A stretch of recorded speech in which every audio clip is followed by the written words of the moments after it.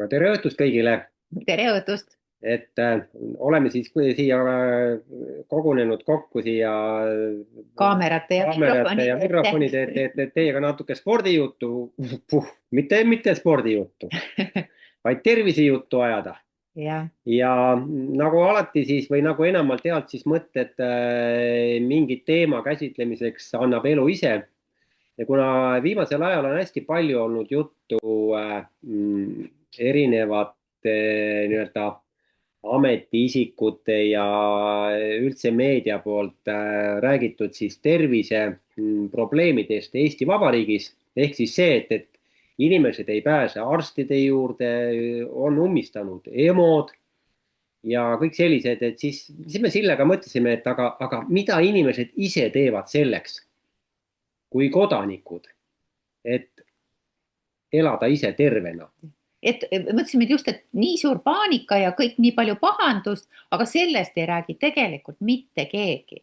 Et oluline on, et inimesed ise ka saavad midagi teha ja nad tõesti seda ka teeksid, et nad üldse selle peale tuleksid, et sa saad ise midagi teha.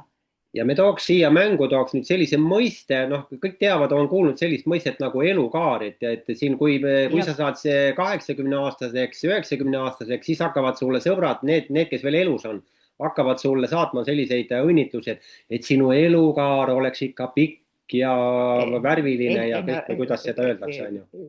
Soovitakse seda hingerahu hakatakse soovima. Aga me tooks siia juurde tegelikult nüüd sellise mõiste nagu tervisekaar.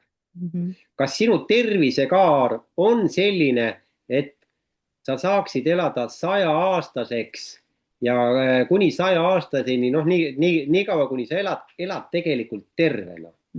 Et see erinevus ongi see, et ma tulen korraks tagasi selle sissejuhatuse juurde veel, et see üks on kindlaks tehtud ju see, et 20% inimese tervisest oleneb tema geneetikast. Noh, ligi 20%.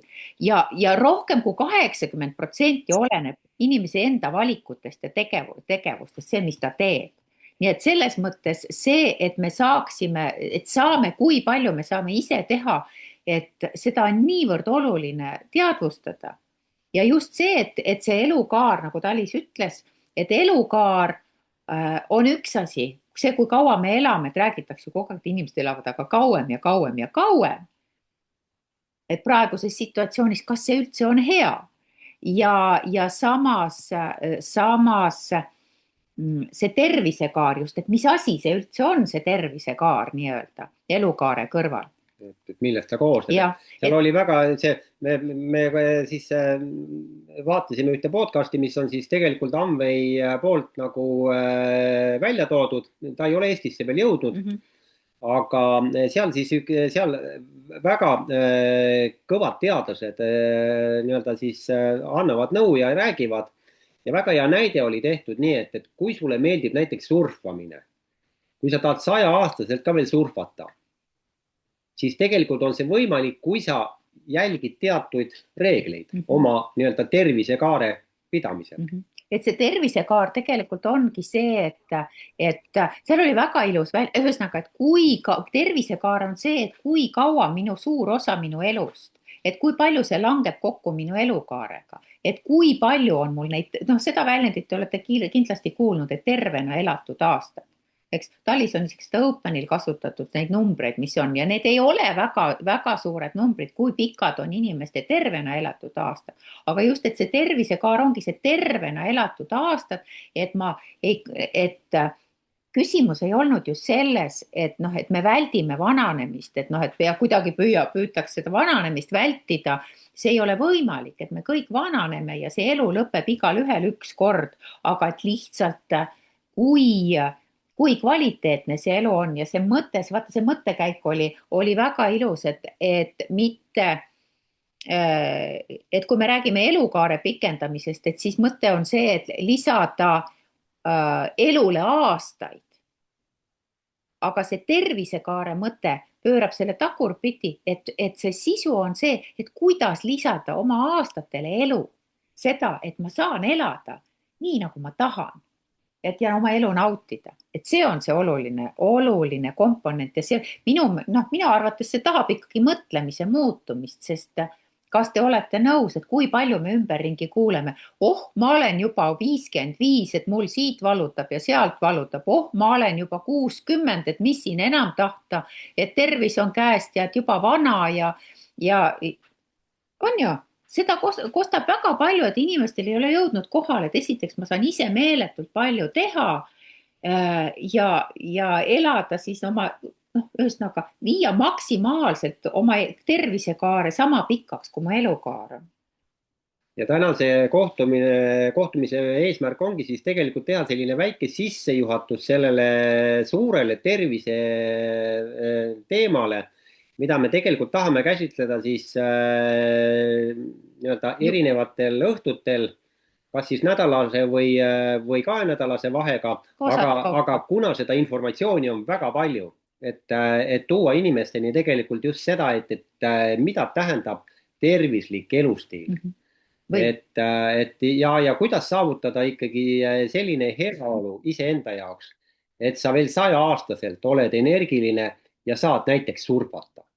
Ja, või mis iganes seda tead, et või näiteks see, et kui meie oleme käinud välja selle mõtte, et kui kaua meie tahaksime elada, et ikka 120 tahaks. Ja 120 oleme välja käinud. Et inimesed ütlevad, oi, ma küll nii kaua elada ei taha.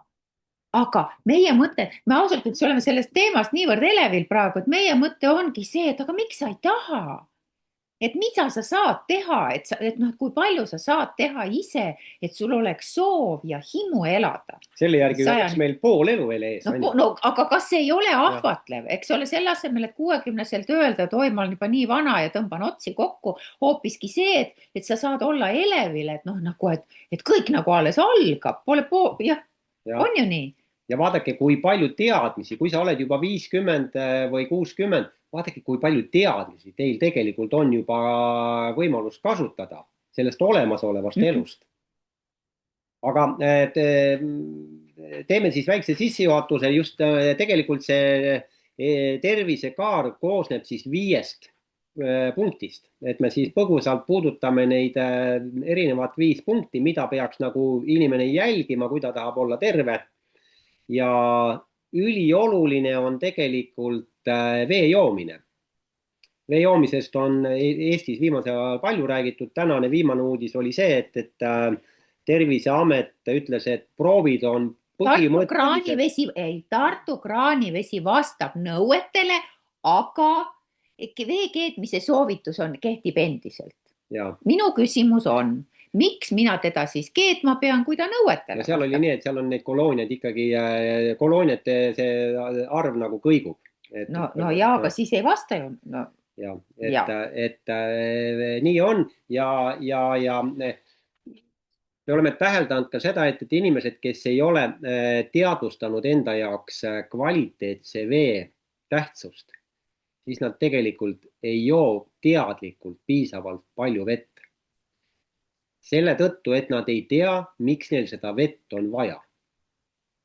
Me täna ei hakka väga palju süvenema sellesse, miks meil seda vett vaja on, aga Annela, võib-olla sina räägiksid siis oma kogemusest ja oma lähedaste kogemusest, et kuidas nemad on jõudnud siis tegelikult selle puhta veeni, mida on võimalik saada siis läbi Amve kaubamaja Espringi veepuhastussüsteemi näol. Aitäh! Ma alustaksin, ma näitan teile 2 klaasi. Nad on isegi disainilt ühesugused. Nad sisaldavad mõlemad vett. Üks nendest sisaldab filtrivett ja teine sisaldab kraanivett. Mina tean, millises on filtrivesi ja ma eelistan seda juua. Sellel ei ole mitte midagi viga, sellel veel. Aga sirvisin just hiljutisid ka Tallinna Tehnikaülikooli emeriitprofessori Rein Munteri esitlusest, mis kõik võib olla meie kraanivees ja meie põhjavees. See on kraanivesi ja see on filtrivesi. Üks asi on teadmine, teine asi on see, miks ma seda vett ei taha juua. Kui ma lugesin läbi taaskord selle emeriitprofessori, keda me veel usaldame? Me usaldame ikkagi teadust, me usaldame seda, mis on tehtud ka analüüsid nendest veeproovidest. kas nad ikka on ohtlikud või mitte, inimestel on alati õigus oma arvamusele. Aga minu pere on valinud selle, et nad joovad puhast ja filtrivett. Ma tean, et see on kasulik. Ma tean, et see on puhas vesi. Kõik olulised mineraalid jäävad alles, mikroplasti ja ravimijääke seal ei ole. Sest teadlased, isegi vaatasin, et 2 Nobeli laureaati, kes on seda filtrit siis välja töötanud, on teinud maailma tasemel number 1 filtri. Mul on lapsed erinevates linnades. Nendel kõikidel on filter. Kaasa arvatud minul, ma arvan, et see oli kohe üsna alguses suuremaid oste, mida ma tegin. Ma räägin praegu Tartust, aga mul on kodu ka Põltsamaal, kus on samuti filter. Ja mul on lastel filter Tallinnas ja sellised kogemused. See on lihtsalt elust enesest. Tallinna lastel on vesi väga kloorilõhnaline ja ka ausalt öeldes maitseline, nii et ma ikka proovisin natukene ära, et kas siis on. Aga filtriveel täiesti kvaliteetne, väga hea, lapsed võtavad tööle kaasa, nad on täiskasvanud inimesed juba, me joome seda filtrivett, aga mis oli viimase aja hull lugu, et ka dušist tulev vesi on nii kloorine, et see mõjutab lapse nahka kui ka siis näiteks minu pojanaise tervist. Tõrvandi. Mul elab laps Tõrvandis, nende pere, suur pere. Ja ühel päeval tuleb üks poegadest koju või lapselastest ja ta tundis ennast väga-väga halvasti, sest ta oli koolis võtnud kraanist vett. Ta käib Ülenurme gümnaasiumis.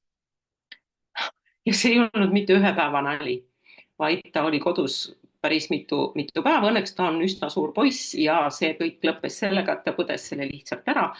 Sellest hetkest alates võtavad nad mõlemad pudeliga vett kaasa. Ei ole küsimustki, et nad ei joo koolikraanist enam vett sealt. Mis on meie päevarutiin? Me alustame vee joomisega, mitte selle klaasiga, see on suhteliselt väikene klaas, aga kõik meie pereliikmed alustavad kruusitäie veega. Ka minu abikaasa ja see poeg, kes minu juures elab samamoodi. See toit, mis on tehtud filtriveega ja kohv on täiesti teise maitsega. Nii et nagu ma alustasin oma juttu, kõige ohtlikum on see, mida me ei näe. See vesi on ju täiesti korralik. Aga samamoodi see emeriitprofessor ütles ka, et see, mida me ei näe, see on ohtlik. Ja kõik need ravimijäägid, mikroplastid jäävad õnneks meie perel sisestamata. Meie ei ole filtrid, vaid me laseme sellel teha ära nendel Nobeli preemia laureaatidel filtril. Minu poolt praegu kõik. Aitäh! See on väga hea märkus Annela poolt, et sa tõid mängu selle mikroplasti eemaldamise Espringi poolt.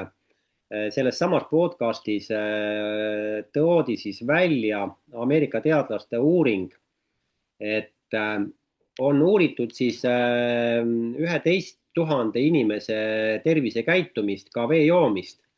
Ja nendel, kellel puhast vett ei ole, siis vereproov sisaldab mikroplasti ja pestitsiite. Vereproov. Et see tähendab, see on organismis ja see jääb organismi. Ja sellest on räägitud ju, et praegu on see ju ikkagi veel suhteliselt uurimata ala, et on teada mingid nii-öelda kahjulikud mõjud, mida see mikroplast teeb, aga see, kuhu ta organismis salvestub, kuidas ta salvestub, kas ta rakkudesse läheb, et see on selline, et see tegelikult kõik on veel täiesti põhjalikult uurimata, nii et mis selle mikroplasti tagajärjed organismis on, tegelikult veel päris tagajärgi veel ei teata. Ja kui vee teema siis niimoodi lühidalt kokku võtta, et minna üle järgmise teema juurde, siis puhta vee joomise põhimõte on see, et sa saaksid enda organismist välja mürgid, et sinu rakud saaks uut värsket vett, et hakkaksid uuenema uued rakud. Ja et ei toimuks seal mingid kõrvalkaldeid, millest võib areneda välja vähk. et sellepärast on vaja juua vett teadlikult ja piisavalt palju. Meie soovitus on veel see, et meie joome hommikul 2 klaasi ja mõlemad need klaasid on 40 kraadise sooja veega. Miks 40 kraadi, miks sooj vesi? Sellepärast, et sinu organism ei pea ka kulutama energiat külma vee soojaks tegemiseks. Et organism hakkab seda ju soojendama. Aga 40 kraadi on täiesti piisav ja kui sa sellega ära harjud, see on täiesti maitsev, täiesti normaalne.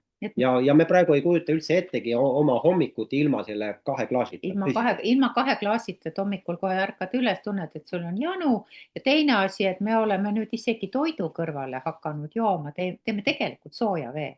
Ja kui sa harjud sellega ära, see on nii normaalne. Ma mäletan kunagi aastaid tagasi, me olime ühel juubelil.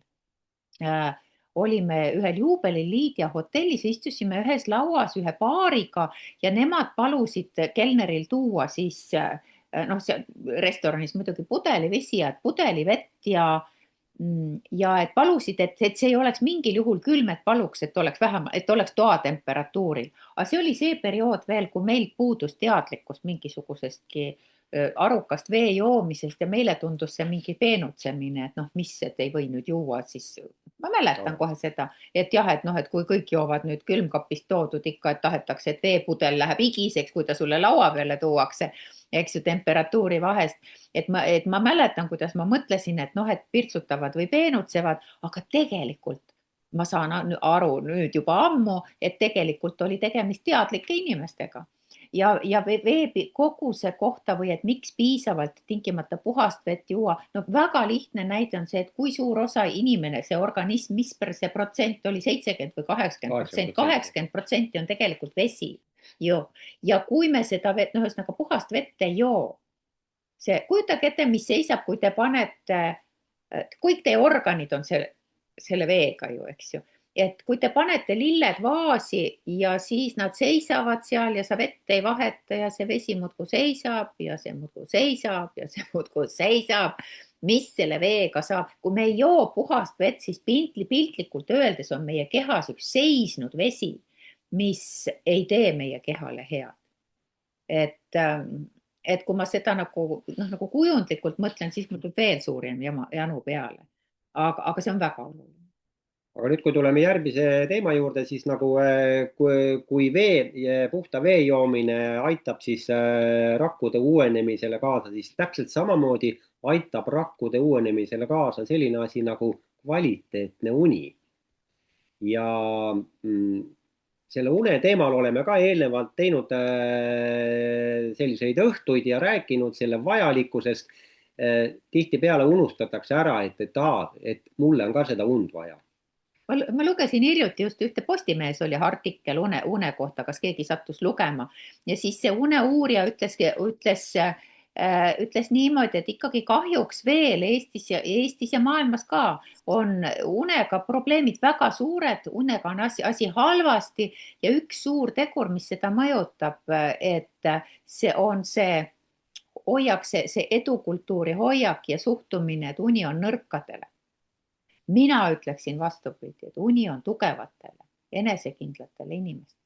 Ja distsiplineeritud inimestele. Ja ülioluline, enne kui anname sõna Kaisale, ülioluline on sul endale ära teadvustada, millal sa peaksid magama minema selleks, et saada mõlemad unened tsoonid kätte. See REM-uni ja see sügavuni. Et kui sa lähed valel ajal magama, siis sa või suvalisel, siis sa ühte või teist ei saa. Ja kui sa ühte ei saa, siis jäävad sul teatud asjad jäävad saamata. Keha ei parane, keha ei uuene. Aga Kaisa, võib-olla sina räägiksid natuke siis une vajalikkusest ja ütleme, kui on une probleeme, et mida sellega siis ette võtta, et kas lambaid lugeda või hüpata või? Ja tere ja uni, kusjuures ma ise mõtlesin, et ma ei ole praegu üldse õige inimene rääkima une kvaliteedist, une kasulikkusest. Aga siis ma mõtlesin teistpidi, et vastupidi, kui sul midagi hakkab vajaka jääma, siis sa tunned just sellest ju puudust ja sa väärtustad seda oluliselt rohkem kui varem. Ehk uni on ülivajalik. Ma ei tea, kaua inimene toimib enam-vähem normaalsena, et kui tal on sellised katkendlikud ööuned, mida ma ise tean kindlalt, on see, et sul hakkab lõpuks mälu halvenema, rääkimata sinu näost on näha see vananemise teema, et su rakud ei uuene ja just seal hullult hea see tooteõhtu oli ju jaanuaris just une teemal, nagu te ütlesite ka, kus oli. Mina teadsin ja mäletasin alati, et ikkagi see 8 tundi, aga nüüd on öeldud, et 7 tundi vähe minimaalselt, et sa saaksid nagu taastada oma keha ja emotsioonid. Nii-öelda selle emotsionaalse tervise pärast on ka väga tähtis uni ja kui on magamatus, siis ju tegelikult ärevus, negatiivsed emotsioonid, ärritavus, kõik tuleb palju kergemini peale. Et kui sa oled maganud, sul on pea selge, sul tuleb toime paremini igasuguste stressoritega, et see on kindel. Ja tõesti kahjuks tänapäeval ikka veel räägitakse seda, kuidas mul endalgi kuskil tuttavad postitavad, et kell on umbes 7:30 õhtul, mina veel viimasena tööl. Et noh, see on nagu selline, see ei ole tegelikult üks asi on see pereaeg, eks ju, aga see, kui sa jõuad lõpuks, ma ei tea, mis kell ta siis koju jõuab, millal sa siis õhtus sööd ja millal sa siis magama lähed, et kõik see, nagu te ütlesite, nõuab distsipliini, see õhtu ja unehügieeni harjumused. Ja mulle väga meeldib see ütlus ka, et distsipliini ei nõua vara ärkamine, vaid vara magama minek või vähemalt õigel ajal magama minek. Et kas või panedki äratused, nüüd on uneaeg. Ja meie kaubamajast on abiks palju häid tooteid selleks. Kõigepealt Sleep Easy, see on melatoniin. Ja just. Ja siin on 1 milligramm melatoniini sees, mis on ju tegelikult vähem kui minust apteegis enamus on nad 3 milligrammsed, aga kuna see nii puhas ja kvaliteetne, et teinekord piisab ka ainult 1 sellest kommist, see on kummikomm, ime maitsev, seda tuleb lutsutada, aga võib võtta kuni maksimaalselt siis 3 kommi ja see teebki 3 milligrammi kokku. Ja veel on meil, kui on kodus alati hea hoida, on magneesium, mis on siis pulbri kujul. Kui oled kuidagi ärevil või stressis või on vaja lihtsalt keha rahustada, siis keele alla see kotikene, 10 minutit vett peale ei joo ja tegelikult sa tunned, kuidas see juba ka rahustab maha. Et kindlasti magneesium võib võtta õhtul ja see kaltsium, magneesium pluss ka, et kuigi seal on D-vitamiin sees, mis annab energiat, siis seda magneesiumi on seal nii palju, et ta kuidagi, vähemalt minul ta ei võta, ei tee nagu nii erksaks, ta pigem rahustab. Ja veel 3, mida me siis saame Poola kaudu tellida,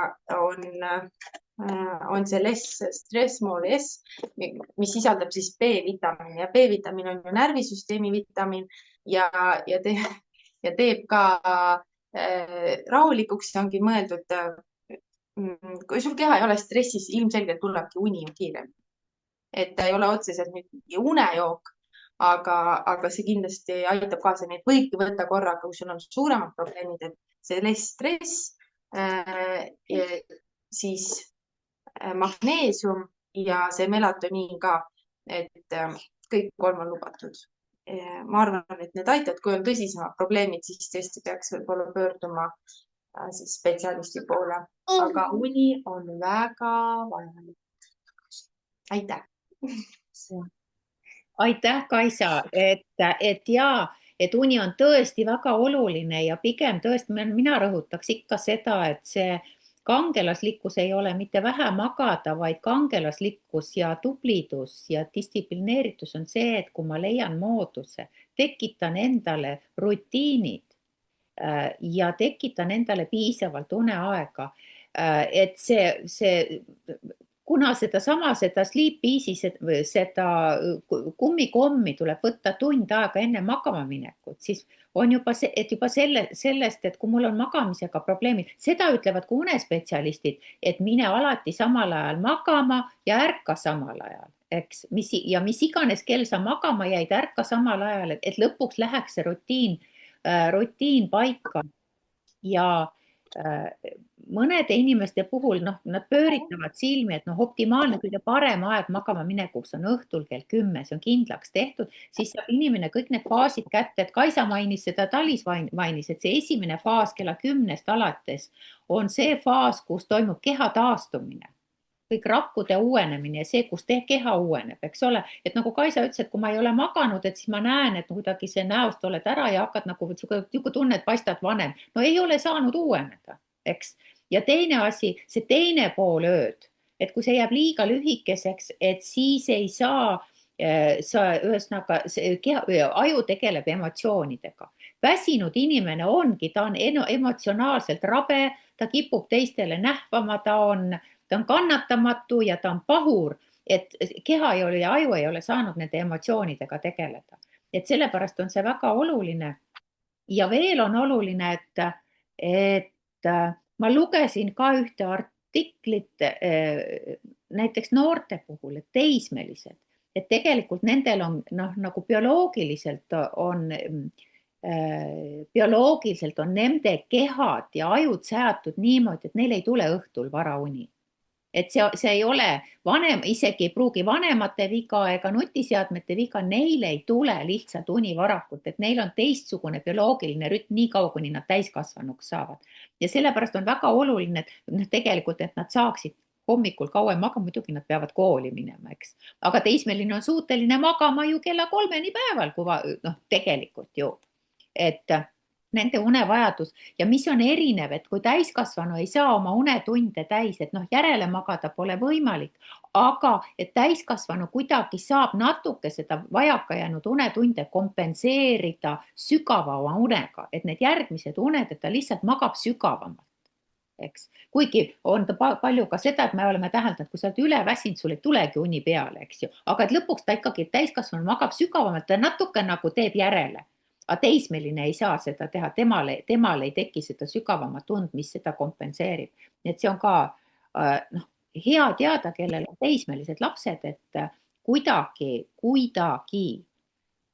seda natuke suunata ja võib-olla kuidagi aidata neil nagu tervislikumalt magada. Nii et sellised olulised asjad, distsipliin. Nendest teemadest võiks hästi pikalt veel rääkida, aga kuna teised teemad on ka väga põhjalikud, siis nendest räägime juba järgmine kord. Ja kes siis meid järele vaatavad, siis jälgige siis meie kanalit, et see nii-öelda tervisekaare, me nimetame siis tervisekaare teema, on tegelikult ülihuvitav. Ja kuna see on nüüd viimasel ajal hästi palju saanud ka teadlaste poolt tähelepanu, siis sellest on väga palju informatsiooni ja läbi, ütleme siis meie keskkonna on võimalik kasutada väga palju selliseid programme, mis tegelikult aitavad sul seda erinevaid nii-öelda siis etappe või alasid siis saavutada. Aitavad õigeid rutiine tegelikult tekitada, et erinevad programmid, et kusagilt alustada, ei pea alustama ju mingist tohutu keerulisest asjast, kusagilt alustada, hakata tekitama õigeid harjumusi, et oma tervisekaart tasapisi pikendama hakata. Aga ilusat õhtut ja kohtume varsti!